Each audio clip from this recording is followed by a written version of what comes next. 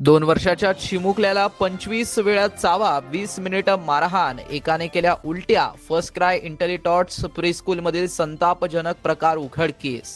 Chhatrapati संभाजीनगरमधील first cry इंटरलॉटर्स प्रीस्कूलमध्ये चिमुकल्याला दुसऱ्या एका लहान मुलाने मारहाण केल्याचा धक्कादायक प्रकार समोर आला. संतापजनक बाब म्हणजे लहान मुलं प्रीस्कूलच्या एका खोलीत असताना 20 मिनिटं तिथं शिक्षक आणि स्टाफपैकी कोणीच नव्हतं. 20 मिनिटात 2 वर्षाच्या चिमुकल्याला दुसऱ्या मुलाकडून बेदम मारहाण केली गेली.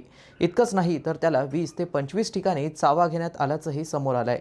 या प्रकाराने खळबळ उडाली असून पालकांनी संताप व्यक्त केला आहे. सिडकोतील नामांकित फर्स्ट क्राय इंटेलिटॉट्स प्री स्कूलमध्ये शाळा प्रशासन शिक्षकांच्या बेजबाबदार व निष्काळजीपणामुळे 23 महिन्यांच्या बालकाला गंभीर शारीरिक मानसिक छळाला सामोरं जावं लागलं. धक्कादायक बाब म्हणजे वर्गखोलीत शिक्षिका हजर नसताना केअरटेकर बालकांना आत कोंडून बाहेरून दरवाजा लॉक करून गेली. या दरम्यान घडलेल्या गंभीर प्रसंगानंतरही शाळा व्यवस्थापनाने मुलाला रुग्णालयात नेलं नाही. या प्रकरणी MIDC सिडको पोलीस ठाण्यात शाळेच्या मुख्य कार्यकारी अधिकाऱ्यांसह 6 जणांवरती गुन्हा दाखल करण्यात आला. 29 वर्षीय वकिलाने आपल्या 23 महिन्यांच्या मुलाला 22 जून रोजी सकाळी 10:30 वाजता सिडको N1 येथील फर्स्ट क्राय इंटेलिटॉट्स प्री स्कूलमध्ये सोडला. 11 वाजता वर्गातील मदतनीस महिला एका मुलाला बाहेर घेऊन गेली, मात्र तिने वर्गाचा दरवाजा बाहेरून लॉक करून घेतला. खोलीत शिक्षक किंवा काळजीवाहू व्यक्ती नसल्यामुळे आत लहान मुले घाबरून जोराजोराने रडत होती. यात खोलीत मुलांमध्ये झालेल्या झटापटीत तक्रारदाराच्या मुलाच्या चेहऱ्यावरती, नाकावरती, ओठावरती, छातीवर, पाठीवर व तळपायावरती गंभीर जखमा झाल्यात.